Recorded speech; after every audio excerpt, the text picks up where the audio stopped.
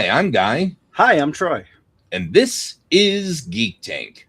your bag of holding size podcast. It's an infinitely large podcast. It's technically not infinite.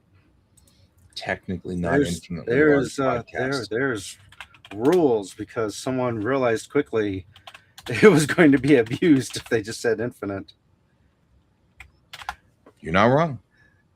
I You're can not even tell wrong. you it's a hold up to 500 pounds, not exceeding the volume of 64 cubic feet. The bag weighs 15 pounds regardless of its contents, which 15 pounds is pretty heavy for a bag. If it just seems like an empty bag. Right. I guess you're right. It would kind of feel weird. What do you have in your bag of holding? Nothing. Nothing. But it brings up the fun question of how do you ever get what you want when you reach in there if you've got more than like 20 items? Shelves. Keep, There are shelves. mm-hmm. You keep pulling stuff It out. probably and uses the Dewey side. Decimal System. Mm-hmm. That's my thought. It makes me wonder if you could, since it has rules about being able to be alive in there for like 10 minutes. Okay. I'm going to look it up here real quick.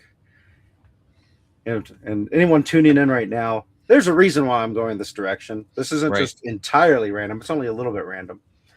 So yeah, if the bag is overloaded, pierced, or torn, it ruptures and is destroyed, and its contents are scattered into the astral plane.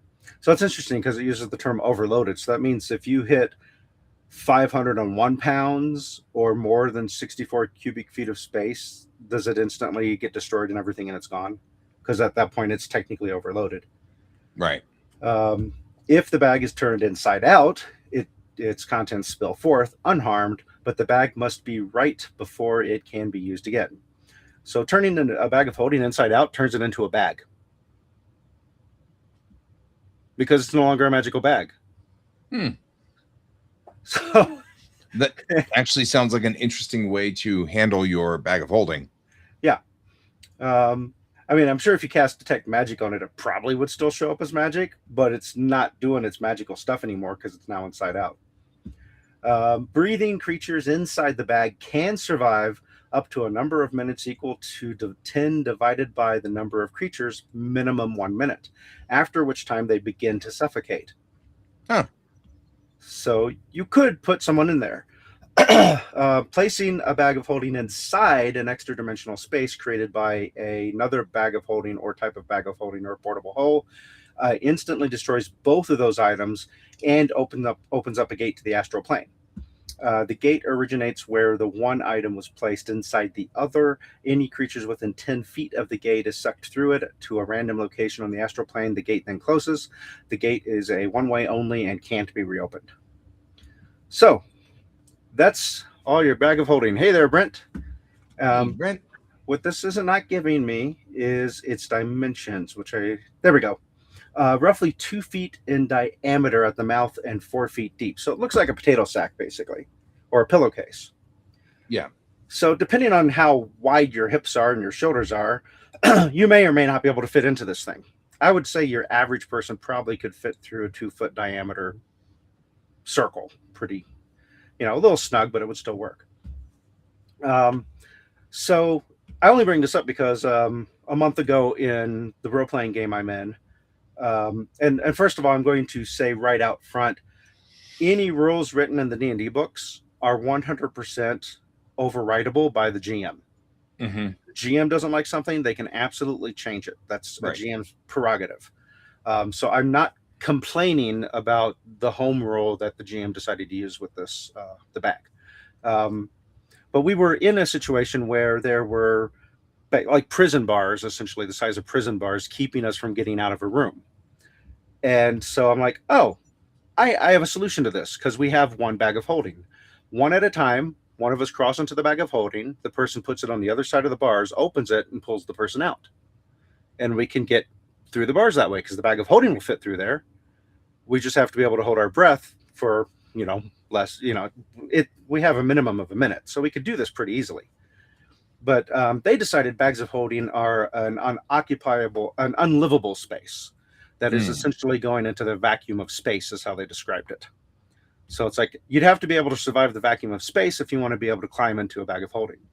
So I'm like, all right, no, I guess I'm not going to. This is what you've decided they are, which isn't how they are in the book, but that's fine. But then on the drive home, I started thinking, well, if the inside of the bag of holding is like the vacuum of space, wouldn't your arm be gone when you reach into it? And I'm like, I know someone who knows a lot about space. Maybe I should ask them. If an astronaut was to pressurize the suit, except for where it connects at the arms, and they put just their bare arm out in space, what would happen? So this is where it's kind of like, well, now wait a minute. Are you talking about like just absolute vacuum, or are you talking about what would happen if you were to cross the threshold on a bag of holding that would make it into space? The second one, because if it was a vacuum, you would instantly be sucked into the bag. Right. So this is more of like it's a static void of space that has like I guess like the ways in Star Trek they have the shields go up to help create that. What if those shields were actually you could physically go through it? Like you could put your arm through it, but now your arm's on the outside of the shield and it's not protected anymore by the atmosphere. Because I feel like I heard at some point that the oxygen in the body would try to escape the body. Yeah, that would be what would. So, I mean, what Rotten Ralph is sort of saying that. So here's the problem. It depends on whether. Well, so if it's vacuum, you have zero pressure. Right. At any time you have a fluid in a zero pressure environment, the fluid will immediately start to vaporize or boil. That's just the nature of fluids, right? So if you were to stick your hand into that zone, in theory, the blood would you'd effectively get the bends, a really bad case of the bends. But because all the nitrogen in your blood and all the oxygen in your blood would start to try to escape and it would boil out. But when people say boil, people think sort of like hot. And so that always gives the wrong impression. Your body would still be at 98 degrees, or about 100 degrees Celsius or 100 degrees Celsius. But you get the idea. It'd be at 98 degrees, 37.6 or 37.2. And so part of it would be that the blood would start to all the fluids would try to escape. It'd be like you'd have sweat sort of thing, except instead of sweat, it'd be all the chemical or gases in your body. So it is kind of like having a really bad case of the bends. Yeah, because all what would happen. Water tries to turn to gas. Right. Yeah. Everything would start to turn to gas. And it would be right. Boil is not a heat problem. It's a pressure problem. And so since you are at zero pressure, anything would boil. And the only reason they use boil is because if you've ever looked at water, when it starts to boil, you get these bubbles that just appear out of nowhere. And that's sort of the point, would be that you'd have a fluid where the bubbles would just start to appear, and then suddenly you'd have this issue. Yeah, as it turns to gas, that's the bubbles. As everything turns to gas.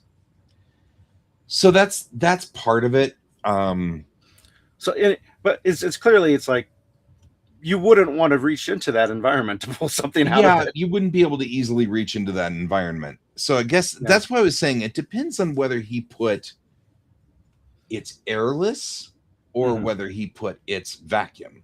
He described it as the vacuum of space, but it's one of those things where you've got a problem. Yeah, and I'm not going to argue it or even bring it up because it's such a minute thing. Off-gassing is correct. And it's just one of those things I found interesting that in the moment I felt it was more like, no, as a storyteller, I need you guys to be stuck in here to have to deal with the encounter. Right. Which I don't now in hindsight, I don't really think that was the main reason. I feel like this GM probably had decided this before session 0, that this is just how I'm going to have bags of holding work. But in the moment, It felt weird. It felt like that. Hello, other geek friend.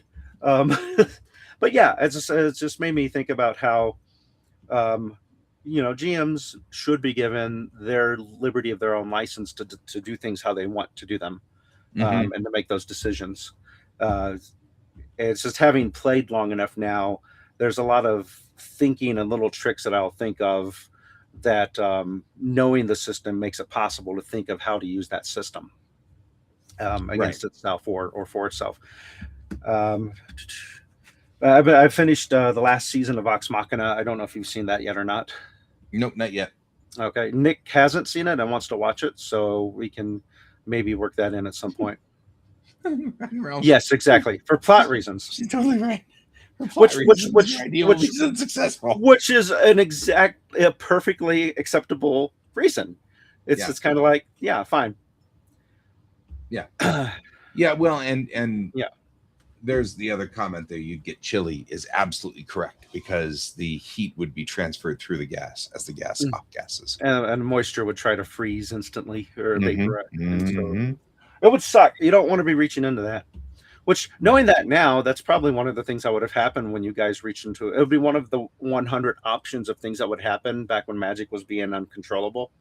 Yeah. When you guys, so nobody's like, I'm not reaching that bag of holding. I might not get my arm back. Right. Or you might pull out someone else's magic item, and then Or they're going to someone come. else's magic arm. Yeah. Or non-magical Whoa! arm. Put that back. You don't know where that's been. All right. Yep. But I've finished that, and we just started the Mighty Nine, which in tone is very different, which I appreciate. That's good. It's less comical, more serious. Still some comedy. I haven't listened to any of the Mighty Nine audio stuff, so I don't know anything about any of the characters. Whereas Yeah, Critical Role had enough, I've been listening to. Oh, I'm still in the primary story arc with the Vox Machina. With Vox Machina. I had it and now I've lost it, but that's okay. It doesn't matter. The main storyline. Sure. I'll suddenly think of it, and then I'll be like, oh, okay, that works. Okay. Yeah, it'd be very funny. So, but yeah, and I'm about halfway through the first book of Dungeon Crawl Carl. Oh, so, good. You're joining us now. Yeah, I finally got around to it. And what I've decided to do... Are you listening to it or are you reading it? I wasn't able to get it for free on audio. Oh, yeah. So I'm reading it. I'd rather be listening to it, and I could do the 30-day trial period thing, but our mutual friend handed me the book and was like, here, borrow mine. Mm-hmm. So now it's like, well, I have it in front of me, so I guess I'm going to read it instead of listening to it. Tucker's Kobolds. The Kinder bag of holding. No, that's funny. Mm-hmm. Yeah, I was thinking it'd be interesting since we have not. I have not heard of Tucker's Kobolds. I was going to mention though with Dungeon Crawl Carl that what I've been doing is every few chapters I'll take some notes down, like predictions, and then tuck them in the book. And so far, what's really funny is one of my first predictions. They eventually get to a few chapters later. I'm like, yep, that's what I expected. so it's kind of neat. It's not like disappointed predictions. It's like things I'm happy when they do happen. Yeah. That reminded me of, I wanted to look up this real quick. Tucker's Kobolds were a fictional tribe of kobolds made famous by Roger Moore's editorial in Dragon magazine. And described a dungeon crawl adventure designed and run by a game master in Fort Bragg, North Carolina, named Tucker, in which a party of high-level adventurers entered a dungeon whose first level was inhabited by kobolds. I assume not the same Roger Moore that played James Bond. No, this is Roger E. Moore. Here we go. So I was thinking about sorting inside of the bag of holding. The first level conjuration spell, which is a ritual spell, so you could technically cast this without using spell level or spell slots. So Unseen Servant lasts for an hour. An unoccupied space on the ground within range is where you cast it. And the spell creates an invisible, mindless, shapeless force that performs simple tasks at your command until the spell ends. The servant springs into existence in an unoccupied space on the ground within range. Hi, Kristen. Blah, blah, blah, blah, blah. And I'm pretty sure because it's the way it is, it it doesn't breathe or need water. So what if you cast an unseen servant and stuck it in your bag of holding, and then whenever you wanted something, you would just shout into the bag of holding, and then the unseen servant would get it. Right.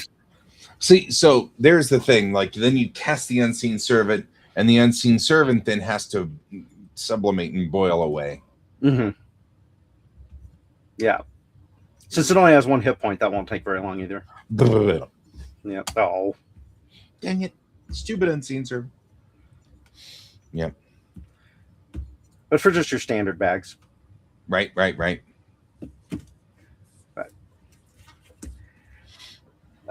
But yeah, fun stuff. I remember back in our game too, because one of the weaker points of the whole D&D system is figuring out pricing. Yeah.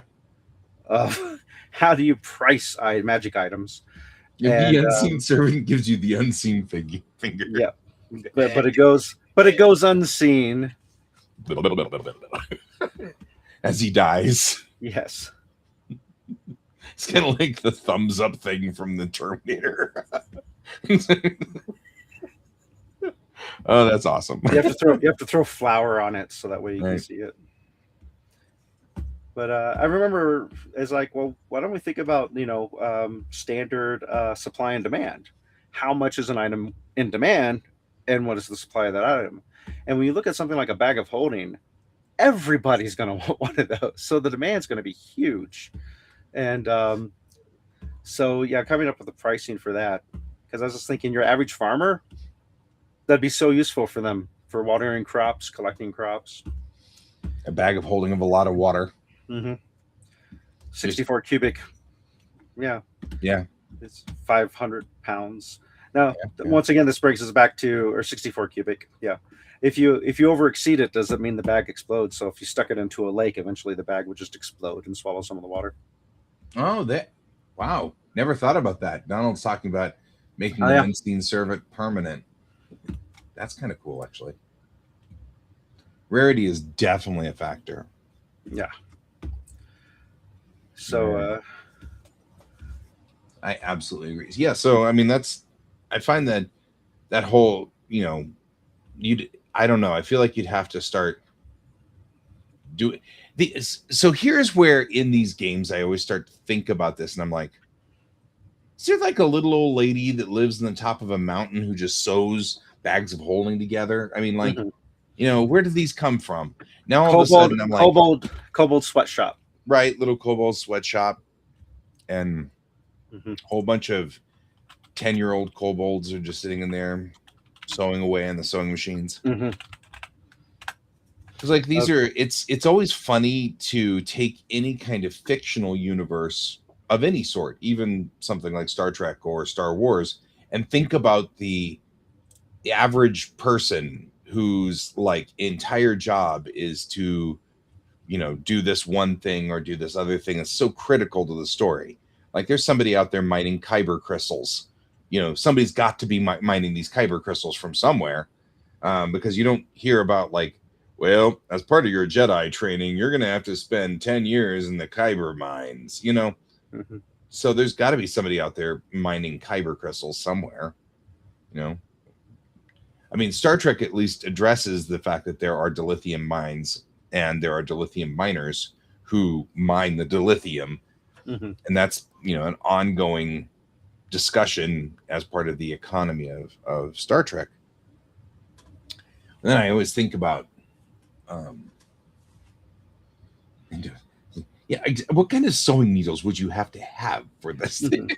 I'm finding multiple answers, and I don't know which one's the official one, but one's like only one specific group of wood elves make them using phase spider silk.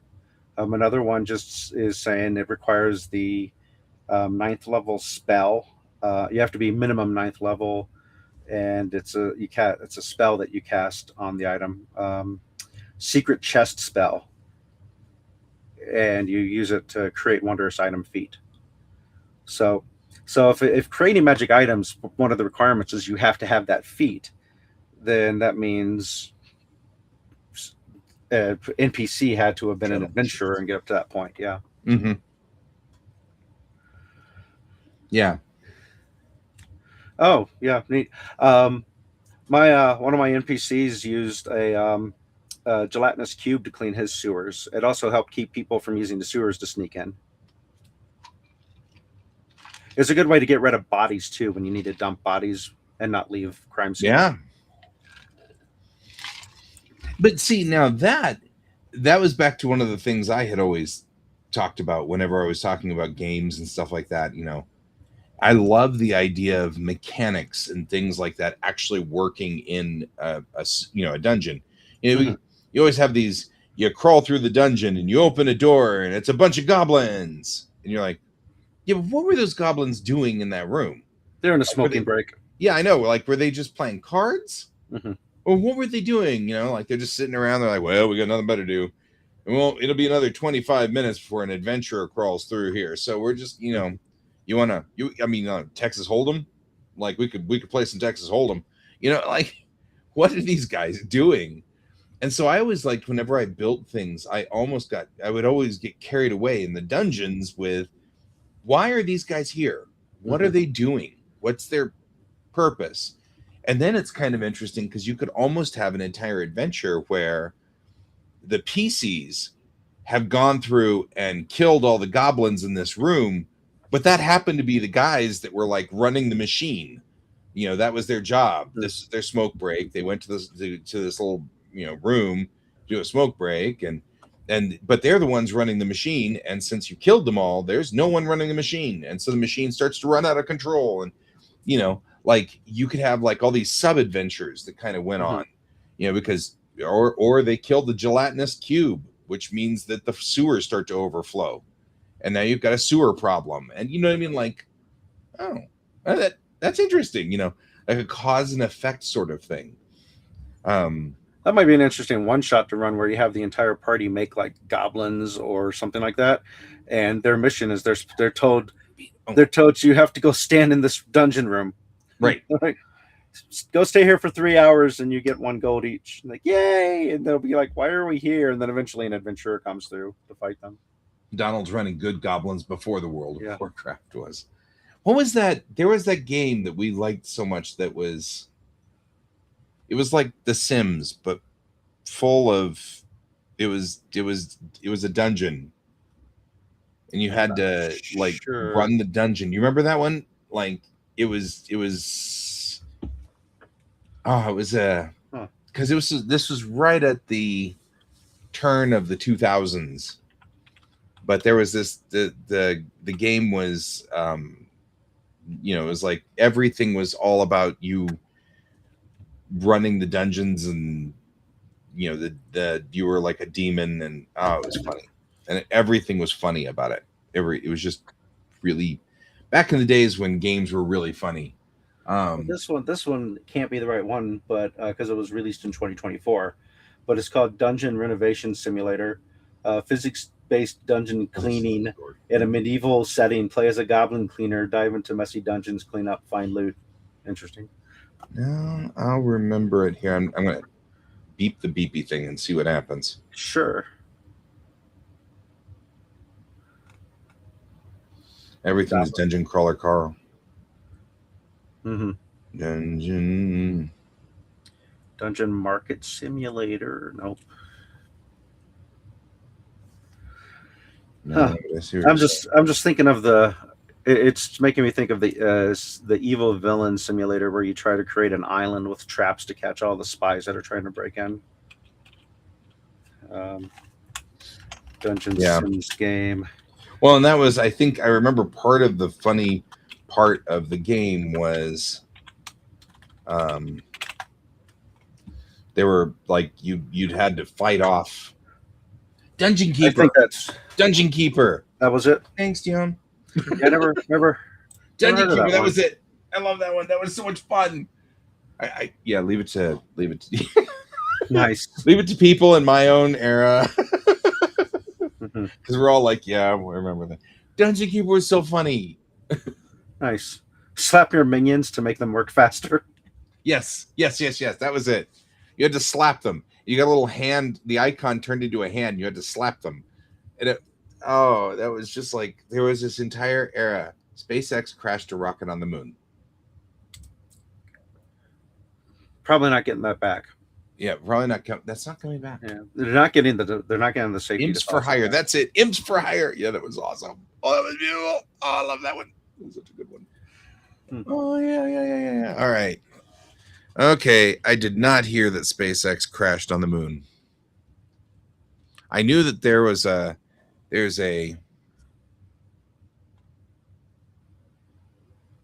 Falcon 9. Yeah. Okay, that makes sense. I was like, so yeah, because I knew that they had a starship that was in the water that they've been trying to recover for a long time. So that's I was about to say, doing with a rock. What were we trying to put a? Why were they trying to put? Well, I don't think they would send half a rocket, would they? Well, that's definitely 1997 graphics. But this is the Douglas Adams law, which is space is big, really big. You have no idea how big space is. Mind-bogglingly big. They were probably aiming for it. I was going to say, you kind of have to head for it. Like, it's not something you just accidentally hit the moon. Like, it's really hard to do that.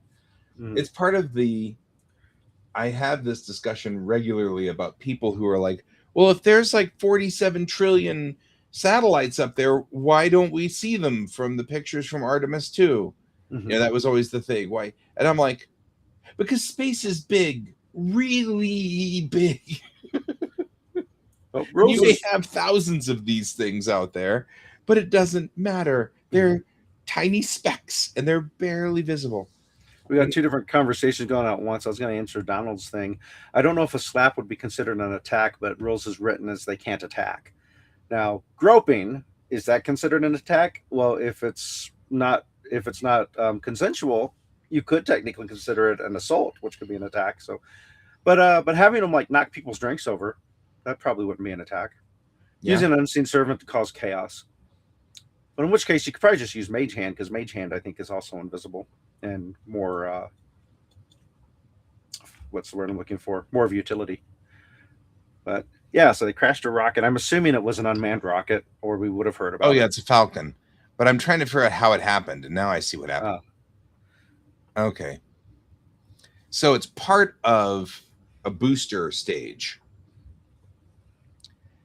And that's part of it.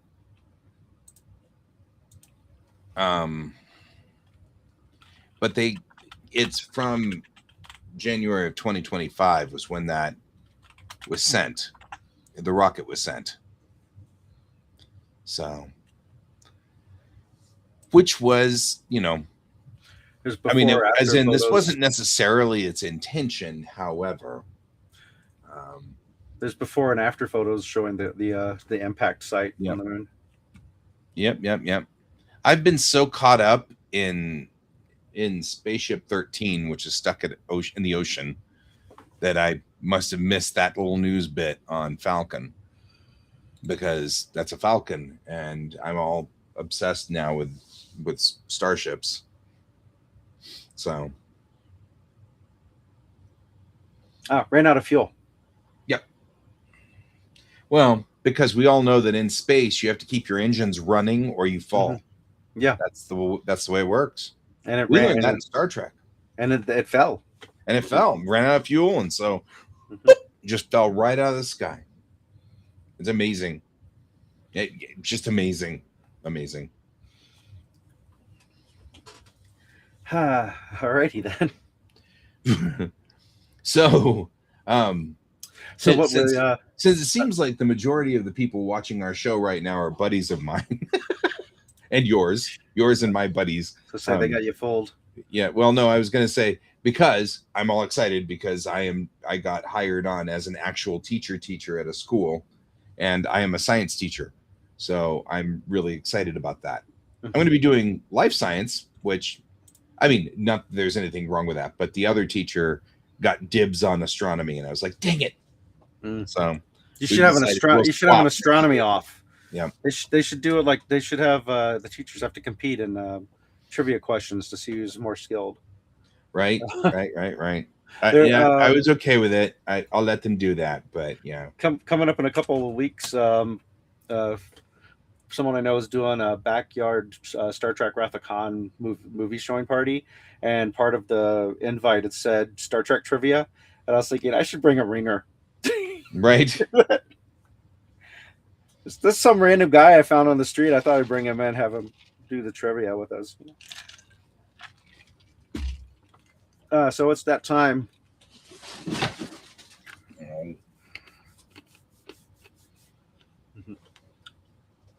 Stop showing your eel to people.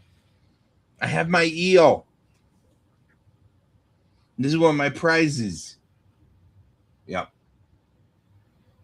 So, hang on real quick. It is that time, but I'm playing with my eel. Yeah. I am. Yep. Right in front of everybody. Right in front of everybody. And while we're at this, Geek Tank is sponsored by Kieran Games, Geekway Homes, and Your Mom. And the CEO. Who likes eels? Yeah.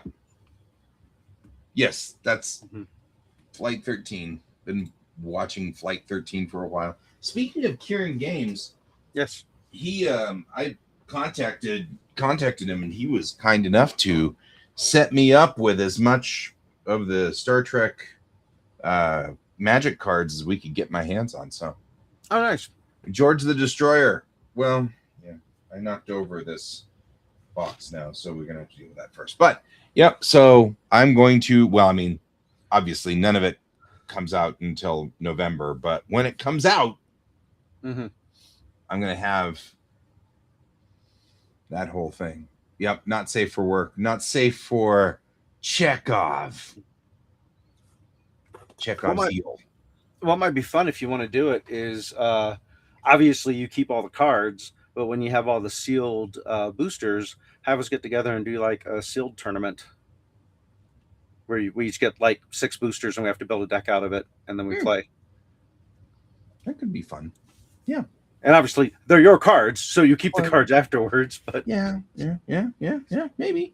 Because that's something I was thinking about too. I've got a couple of boxes of different boosters that I haven't opened yet that I think would be a lot of fun to have the group sit down and do that. Thank you. I like and naturally I'm going to deck out my entire classroom with Star Trek stuff. Yeah. Like that would be the given. Star Trek memes. Yeah. Science related memes. Yeah. That's definitely a thing. You'd have the Spock meme talking about, if first you don't succeed, try again, and stuff like that. And I'm like trying to think of all the things. Like, what can we say? Oh man. I didn't watch it, but I saw that Adam Savage did a video on how practical the layout is of the Enterprise. Oh, really? Yeah. Was he doing it because he was at Mark Cushman's booth? Because Mark Cushman was doing the cutaways. Don't know. So was he talking about that in front of a poster of the cutaway of the Enterprise, like you can see the decks and stuff? Let's see. So last weekend was Star Trek Las Vegas, the 60th. And I've been, because of course, any Trekkie you end up with, once they figure out you're a Trekkie, Meta will bombard you with. So I have been bombarded with pictures and videos, which I've been enjoying. So I say bombarded in that they're coming from people I've never met, nor am I friends with, but I'm still enjoying all of it, right? Because it's videos, except for one thing, which is, man, yeah, it was part of the cutaway video. Yeah, because it's Mark Cushman that does that. Yeah, that but it looks like he got him into an actual work studio. It wasn't at a convention. But yeah, it says "Welcome to the Cave." It's called the Cave, so I guess it's his cave. Mark Cushman and the artist behind Favorite Science Cutaway.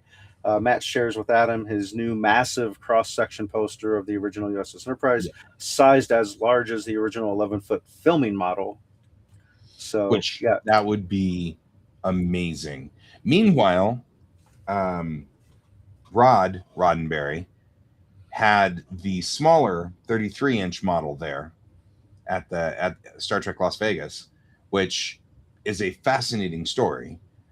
So that was one of the smaller shooting model that they used during the show. It vanished off of Gene Roddenberry's desk in the late 70s, and I think it was a year ago, it showed up on eBay, and Rod Roddenberry immediately bought it and got it and brought it back to the Roddenberry estate, and they've been cleaning it up. They took it all apart, and they had to, because somebody had, I guess, somewhere along the line, the saucer came off, so they just glued it back on and kind of puttied it or something. So he had to have it professionally restored, where they pulled all that stuff off. And he's been posting videos for the last year of this restoration of them pulling this stuff off of making it all good.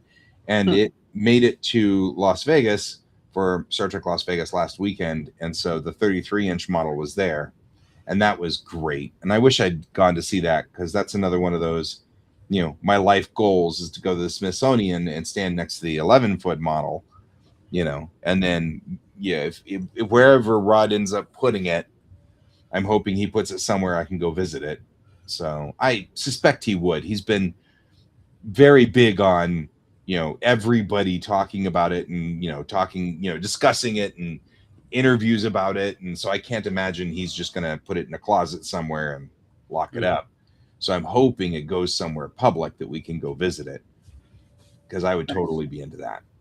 I've got it frozen on the opening picture, and I'm noticing it looks like there's damage to this 11-foot poster thing. I guess since I'm not showing the video, I can show just the still shot of the video. That's probably not breaking any copyright laws. Breaking the law. Breaking them all. Kristen, the 11-foot model of the Enterprise, the original shooting model, lives at the Smithsonian, so Air and Space Museum. So that's so yeah. There's these little orange spots here on the map that I'm noticing, and it looks like there's a streak here. So it looks like there's some damage to this or something, which is kind of odd. That is odd. I'll have to watch the video and see if they explain it. Has no idea. So yeah, Kristen, at the Air and Space Museum, there's a long story about the 11-foot model being at the Air and Space Museum, because it went to the so Gene Roddenberry donated it to the Air and Space, the one that you did not get to. Do you know what? I've only been in DC once, and when I was in DC, your mom was not feeling well the day that we drove by the Air and Space Museum, and I got voted down on going to the Air and Space Museum. And it was the closest I had ever gotten to the 11-foot model. And back then, when I went, this was right at the turn of 2000, so it would have been about 2001 or so, thereabouts. When I went, it would have been in the gift shop. And what had happened was that Gene Roddenberry donated the model to the Smithsonian. The Smithsonian said, well, I mean, this doesn't exactly fit our theme of airplanes and stuff, but we'll hang it up from the ceiling over the gift shop. And so they did a restoration on it, and they actually kind of did some work on it that didn't turn out looking good. Some stuff that people were really not, it didn't look nice. They changed the color of the hull. They kind of highlighted all of the grid lines on the shields so that you had sort of this highlighted grid line thing, which didn't make any sense. Shield lines on the hull and stuff like that. It was really unpleasant. And then it was about, I want to say it was about 10 years ago. That seems about right. It's hard to tell. It was before COVID, but just before COVID. They said, oh, we have an artifact of amazing importance hanging above the gift shop. That can't happen. And then they said Star Trek is such an important part of not just science, but of the history of our like aerospace. So many people who are in aerospace are Trekkies. There are so many people who are in all of these different fields who are Trekkies. And so they said, we need to bring it down and restore it.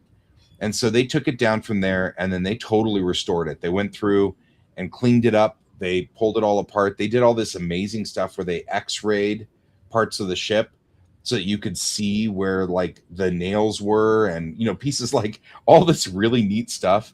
And then Adam Savage went out there and like examined it. Then they put out a call to every Trekkie saying, if you've got any information on how this model was originally built, submit it.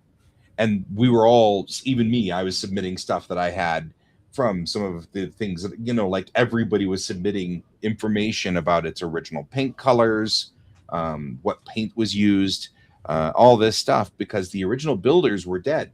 They had died a while back. So nobody really knew. But then they got Denise and Mike Okuda to come in. They brought in Doug Drexler. So these are all people who worked in Next Gen, but were Trekkies that ended up working in Next Gen.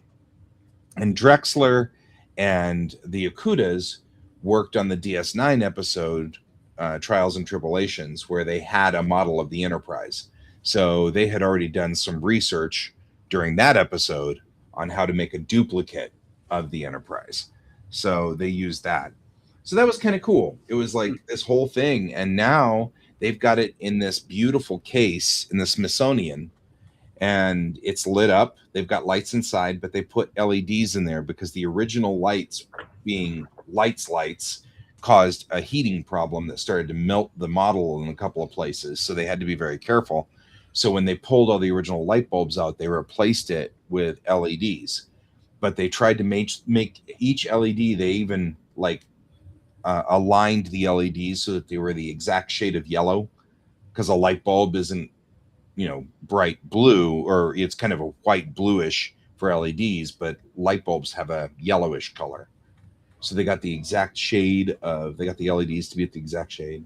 Nice. And they even got the Bussard collectors. They even put in the little pieces of mirror so that they could get the right reflection inside there and everything. But they're all LEDs in there because they didn't want that to overheat either. So it's really a really interesting and fascinating thing. They've got a documentary on it on, I want to say Netflix, might be Paramount Plus. Mm-hmm. But yeah, they've got a documentary on it, and just amazing. I don't remember when I went, but I remember the Star Wars section was closed off or something like that. So I wasn't able to catch that. It might have been the whole science fiction section was closed off. Yeah. It was just really cool. Yeah, that was a long time ago. That was pre-kids. So yeah. My trip was pre-kids too, if my mom was still around. Your mom. Yep. You should have got her drunk on mead, and then she would have let you go by yourself. Yeah, well, it was oddly the last family trip, but not like the last family trip.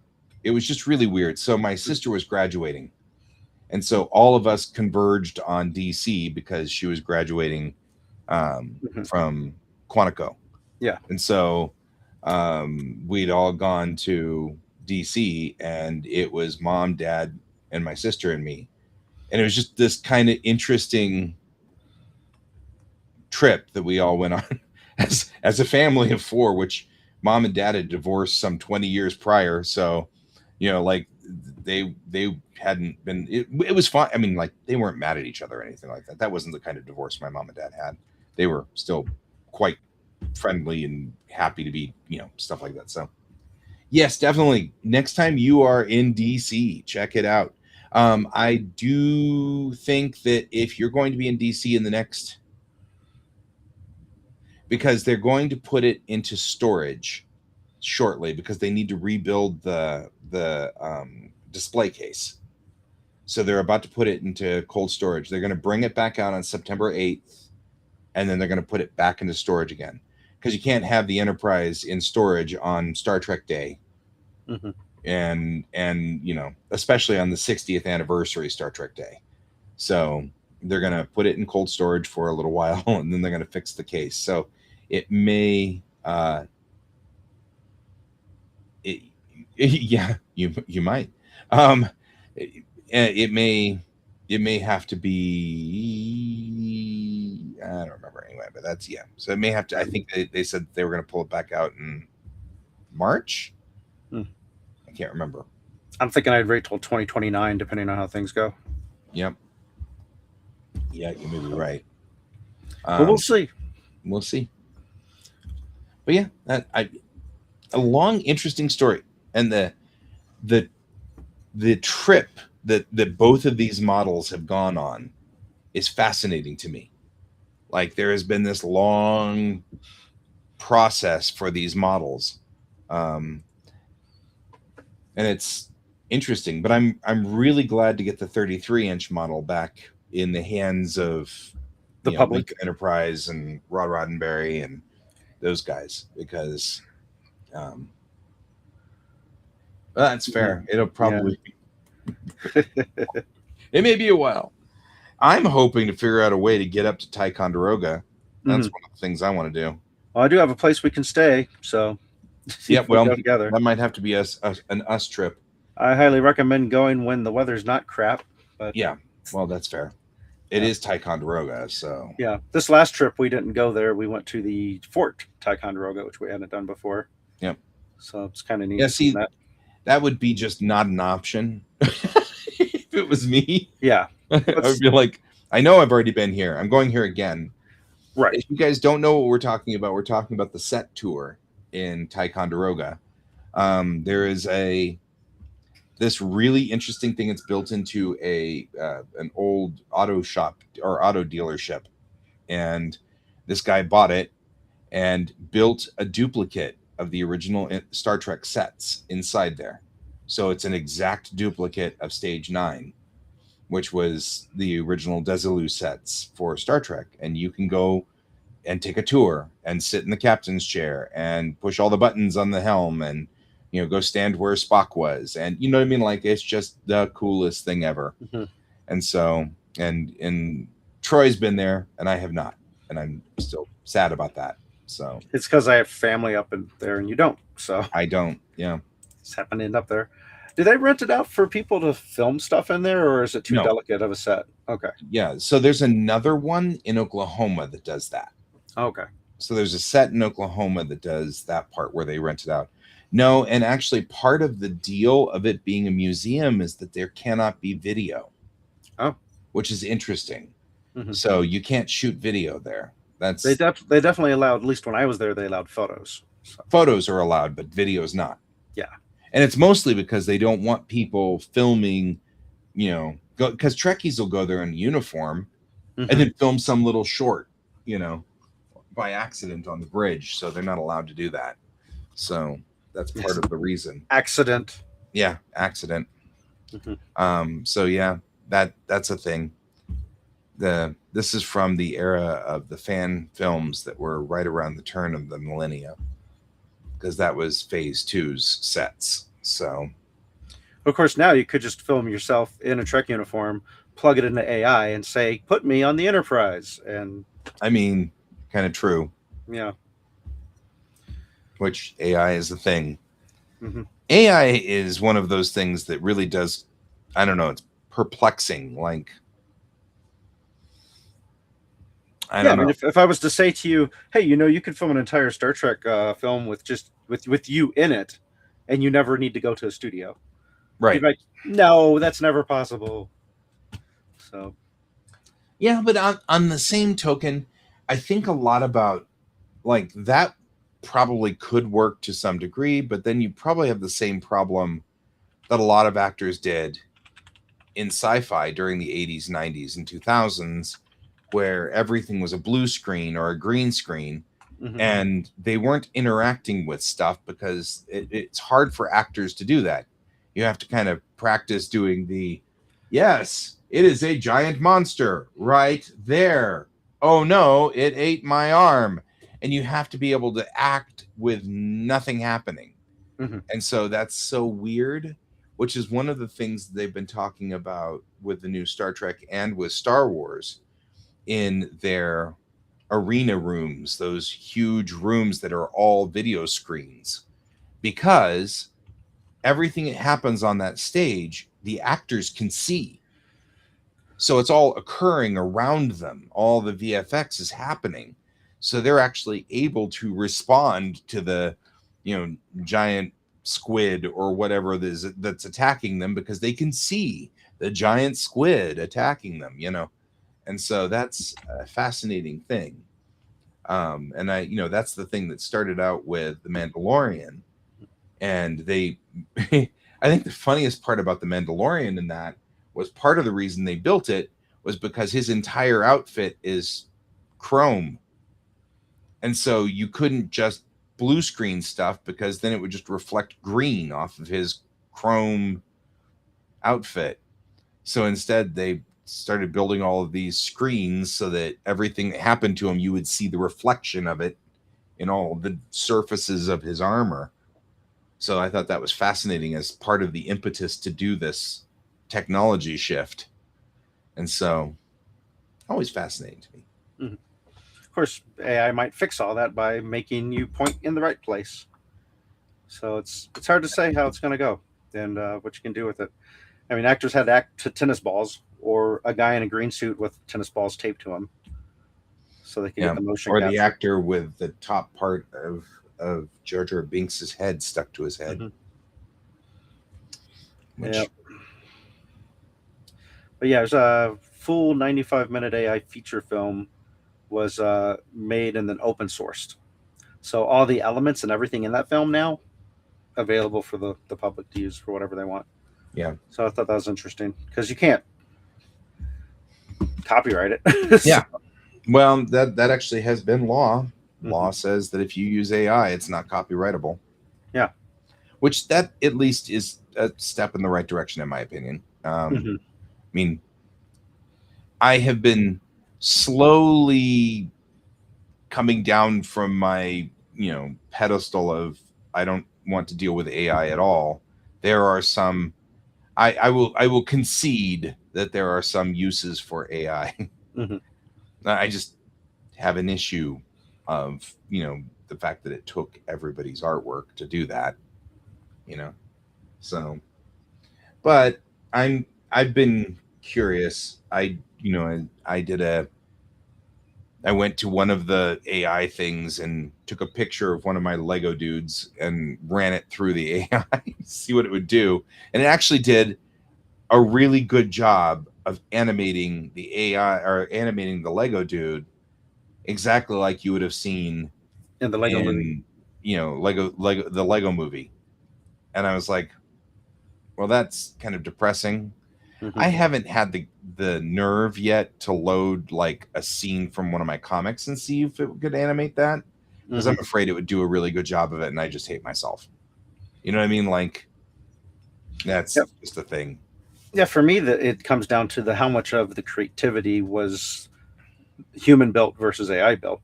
Right. Because if it's just the mechanics of filling it in, then it's kind of like when you use I forget the name of the program, but there's a program where you could put in one pose and then put in the end pose, and then it would fill in the stuff. It's called tweening.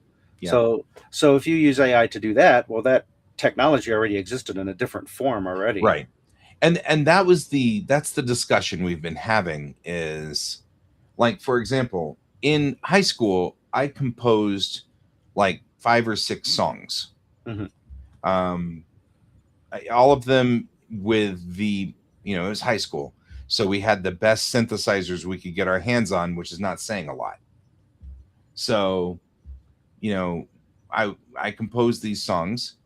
Then I went to one of the music AI music things and ran it through the music thing, and the piece that it generated was phenomenal.